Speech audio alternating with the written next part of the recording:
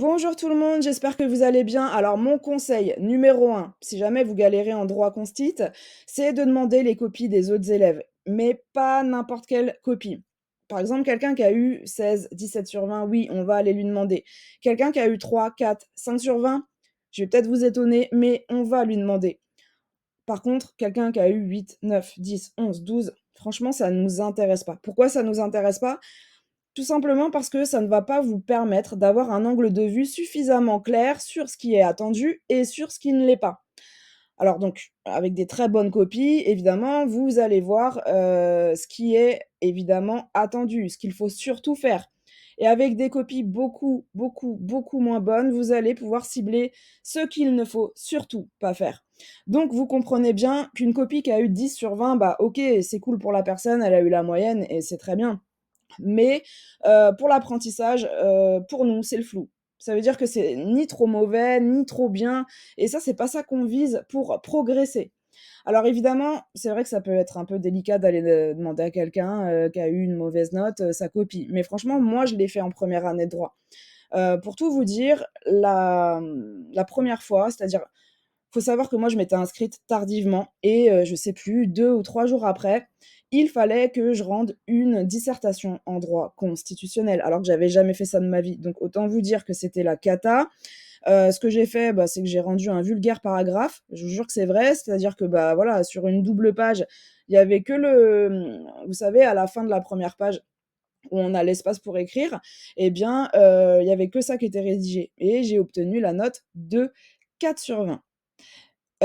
Pour tout vous dire, j'avais été quand même surprise d'avoir 4 sur 20 parce que je m'attendais à avoir 1 sur 20 pour l'encre et du coup, bah, bizarrement, ça m'a motivée. Je me suis pas du tout découragée. Je me suis dit que, ben parce que j'avais franchement pas le temps de faire la dissertation, hein.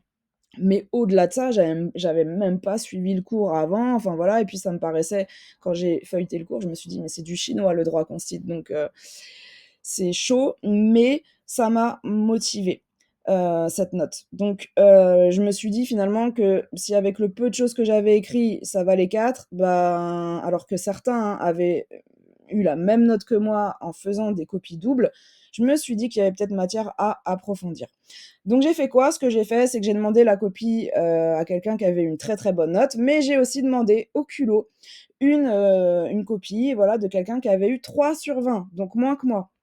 Et bien sûr, j'ai précisé que c'était sans aucun jugement, que c'était pour ma démarche perso, que, j'avais envie de progresser donc pour moi, c'était une technique qui était pas mal. Évidemment, la personne, elle a pas trop compris ma démarche, mais voilà, en gros: «Mais attends, j'ai une note pourrie, tu vas rien faire de ça, ça va vraiment pas te servir, quoi».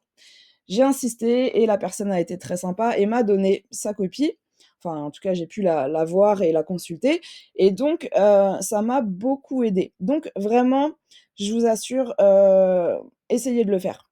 Donc ça sert à quoi? Bah, tout simplement, dans les copies qui vont être, on va dire, très mauvaises, hein, vous allez pouvoir voir, du coup, ce qui ne va pas et vous allez pouvoir procéder à une sorte de correction. C'est-à-dire que vous allez avoir la copie qui a eu 3 sur 20, par exemple, hein, et si vous voulez, vous avez des acquis. C'est-à-dire qu'en lisant la copie de quelqu'un qui a eu 3, vous allez pouvoir vous apercevoir, par exemple: «Ah bah tiens, là, dans l'intro, il manque une étape dans la méthode. Ah bah tiens, là, il manque ci. Ah là, il manque ça». Vous voyez ce que je veux dire? Parce que vous avez fait peut-être des erreurs dans votre copie, mais c'est peut-être pas les mêmes erreurs que, votre camarade. Vous voyez ce que je veux dire? Et donc ça va vous permettre de, consolider déjà vos acquis et par la même occasion de voir ce qu'il faut pas faire. Avec les commentaires, du prof dessus, même pour vous, vous allez peut-être vous dire: «Ah bah voilà, c'est vrai que là, ben ça c'était pas à faire, je m'en rends compte par la même occasion». Vous voyez? C'est tout un processus. Donc voilà et évidemment ce que je vous conseille aussi, c'est de consulter, si vous en avez l'occasion, les très bonnes copies puisque, ben voilà, tout simplement, ça va vous permettre de voir ce qui est attendu, tant au niveau de la méthodologie et dans le contenu des développements, que ce soit sur le fond, sur la forme, comment on rédige. Donc ça, c'est une très bonne chose.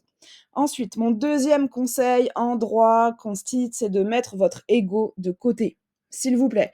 En fait, même si vous avez un prof qui est super strict sur la notation, et moi, ça a été mon cas, et pourtant, après ce premier échec de la note de 4 sur 20, j'ai obtenu, après, à chaque fois, minimum 16 sur 20. Et je dis bien minimum. 16/20 en dissertation en droit constitutionnel et pourtant, voilà, hein, j'avais un chargé de TD qui, en tout cas, avait la réputation de noter très, très, très sévèrement et donc voilà, tout ça pour vous dire qu'il faut mettre son ego de côté quand on a une mauvaise note.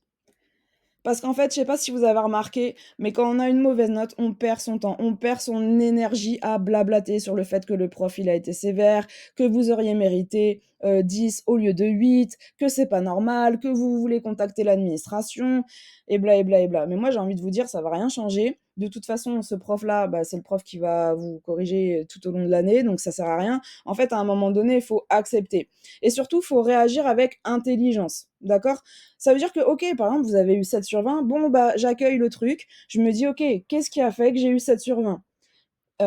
Et de toute façon, vous allez devoir vous adapter à celui qui vous a corrigé. Donc vous avez pas le choix. Arrêtez de perdre du temps, vraiment. Je vous jure, on perd son temps des fois sur des trucs, bidons. Donc voilà et surtout ne vous découragez pas si c'est le cas, tout est rattrapable. Franchement, tout est rattrapable et comment? Bah, en ayant des excellentes notes et moi, c'est ça que je veux pour vous. Donc ça veut dire que, voilà, je pense que je ferai d'autres vidéos où je partagerai mes stratégies, mes méthodes, comment j'ai fait pour réussir en droit constitutionnel.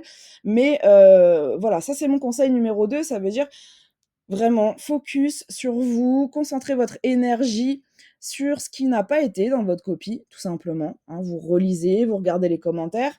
Si les commentaires, ils vous paraissent un peu flous, vous comprenez pas trop ce qu'on vous reproche, bah, allez voir directement, celui qui vous a corrigé. Voilà, tout simplement. En tout cas, ne restez pas dans l'ignorance. Ayez vraiment cette motivation de vous dire: «Je veux réussir. OK, là, je me suis planté. Je vais essayer de comprendre les rouages, des mécanismes, en fait. Qu'est-ce qu'on me reproche? Qu'est-ce que je peux faire pour m'améliorer?» Petit à petit, tout simplement.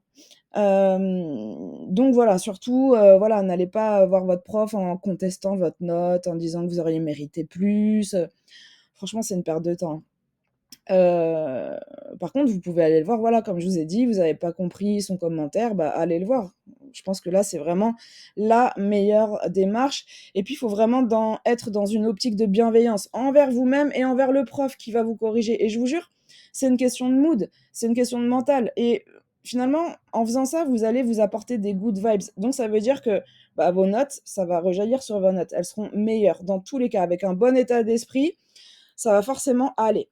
Alors ensuite, mon troisième conseil, bah, justement, c'est d'aller poser des questions à votre chargé de TD, par exemple et de répertorier toutes les questions que vous lui avez posées avec toutes les réponses et du coup, vous allez répertorier toutes les questions que vous avez eues pendant le semestre par thème pour vous organiser, pour enrichir, hem vos connaissances, mais en même temps, pour pallier aussi à vos difficultés, pour faire un recensement, si vous voulez, des problèmes que vous avez rencontrés.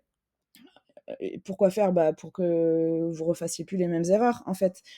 Donc même si vous êtes à distance, moi, bah, la licence, j'ai fait une licence numérique à Assas, donc j'étais à distance pendant, la licence. Après le master, ben, j'ai été en présentiel, mais en tout cas, moi, quand j'étais à distance, pardon, j'ai posé des milliards de questions. Je vous jure, quitte à saouler les profs, mais je peux vous dire que les profs, ils m'ont toujours répondu avec, gentillesse. Ils m'ont toujours répondu de façon rigoureuse et je vous jure que c'est comme ça que j'ai commencé à sentir en moi, bah, la nette progression du coup, parce que je suis passée d'un 4/20 à un 16. Mais entre temps, il faut savoir que j'ai posé plein de questions sur ce qui me posait problème. Donc, ça, c'est vraiment un conseil super important. Ne restez pas isolés, ne restez pas dans votre coin.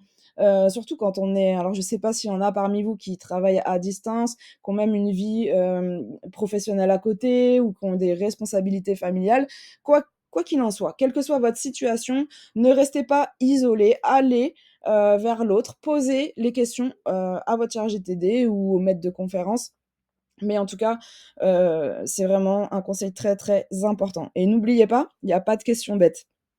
Le tout, c'est de pas rester dans l'ignorance, d'accord? Et je peux vous assurer que combien de fois, quand j'ai rédigé mes mails, je me disais: «Mais je pose vraiment une question hyper bête, mais c'est pas grave, je la pose» et en fait, ben, voilà, après j'ai mes réponses et j'étais contente et c'est ça qu'il faut faire. Donc voilà, ça c'était mon autre conseil. On va arriver au quatrième conseil. Alors évidemment, très important aussi, c'est de bien saisir la méthodologie. La méthodologie, c'est le squelette de votre devoir de A à Z, hein. Donc pour moi, après, je sais pas, hein, mais je parle en mon nom, pour moi, en droit constitutionnel, c'est 80 de la note en réalité. Parce que, bon, après le cours, voilà, hein, vous allez l'apprendre, soit il est connu, soit il est pas connu. Donc voilà, effectivement, il y a des méthodes, il y a des stratégies là aussi, hein. Je ferai peut-être ça, comme j'ai dit, dans une autre vidéo. Mais en tout cas, la méthode, c'est la clé.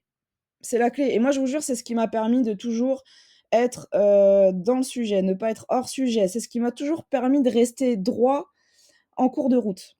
C'est-à-dire que le chemin, il allait tout droit. Pourquoi? Parce que j'avais cette méthodologie qui était vraiment parfaitement maîtrisée et voilà, moi, j'ai quelques petites stratégies pour ça, mais en tout cas, vraiment, la méthodologie, point super important.